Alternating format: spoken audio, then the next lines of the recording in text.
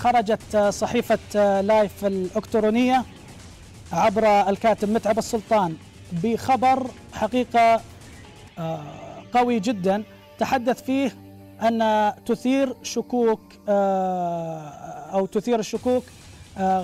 قد ترى النور في القريب العاجل أن ناديي القادسية والشباب لدرجتي الشباب والناشئين قد أعدوا العدة لإتمام صفقة تبادل مصالح بينهما، وهي ما تتم الآن وتطبخ على نار هادئة بعيدا عن الإعلام.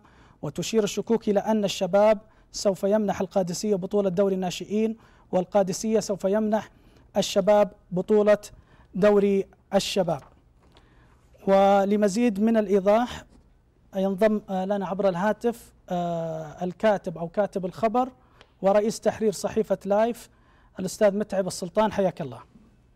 هلا، مساك الله بالخير أستاذ محمد، مسي عليك وعلى صاحب الكلمة الصادقة الأستاذ عبد الله القحطاني والصديق العزيز عدنان جستنية. طيب متعب، أنت خرجت في خبر وعنونته بمؤامرة بين القادسية والشباب وذكرت أمور يعني حقيقة خطيرة. هل لديك مصادر مؤكدة، أشياء تثبت هذا الحديث؟ تفضل متعب. أول شيء أستاذ محمد، بس ودي أقول نقطة قبل ما أدخل في الموضوع هذا. قبل شوية الزميل عبد المحسن جحلان تكلم عن النصر وعن التحكيم، وأنا صراحة من وجهة نظري والله يعين التحكيم السعودي على عبد المحسن. طيب خلينا متعب، خلينا من الموضوع هذا لأن تكلمنا فيه. خلاص النقطة هي كلمة بس. تفضل. يعني عبد المحسن تطرق إلى فقار وما أدري وش، وأنا أتمنى شكل عبد المحسن له طيب متعب خلينا أرجوك. بالنسبة للخبر اليوم، الخبر اللي أنت تكلمت عنه الحين، هناك شكوك. يعني احنا قلنا شكوك بنيت على مصادر من داخل الأندية المنافسة، نادي النصر، نادي الاتحاد، نادي الاتفاق.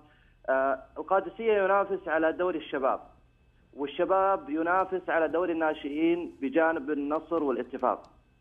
وفي ظل معطيات أيضا الأستاذ عبد الله الهزاع يعني فشل في رئاسة نادي القادسية وهبط إلى الدرجة الأولى ويبغى يحقق أي بطولة كانت.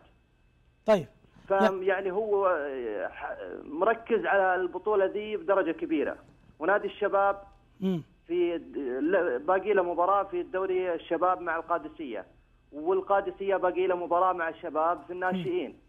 فالأندية المنافسة عندها شكوك ومخاوف كثيرة من أن تكون هناك مؤامرة نعم على هذه الأندية المنافسة. وضحت. لكن يا متعب، هل الشكوك يعني كافية لصياغة خبر في صحيفة إلكترونية مرخصة من وزارة الإعلام بهذه الطريقة؟ يعني افرض جدلا أنه يعني ما يوجد في أي شيء من الكلام اللي أنت قاعد تقوله، وانهزم فاز القادسية في مباراته مع الشباب وحصل على دوري درجة الشباب، والعكس صار للناشئين. البعض رايح ياخذ خبرك الآن وإنها كأنها مؤامرة حقيقية. لا، احنا قلنا يا أخ محمد، قلنا شكوك. يعني شكوك بنيت على مصادر في الأندية. يعني في عندك مصادر؟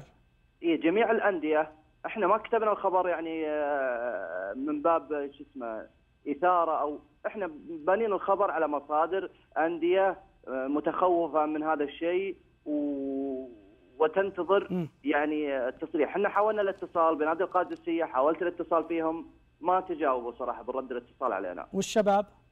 لا، الشباب اتصلت على الأستاذ مميز طارق النوفل ونفت الشيء هذا تماما وقال الكلام هذا غير صحيح. طيب. ولكن احنا لازم نسمع من الطرفين. انا يهمني القادسية اكثر من الشباب، لان القادسية هو المستفيد الاكبر. الاستاذ عبد الله الهزاع يبحث عن اي انتصار شخصي له هو.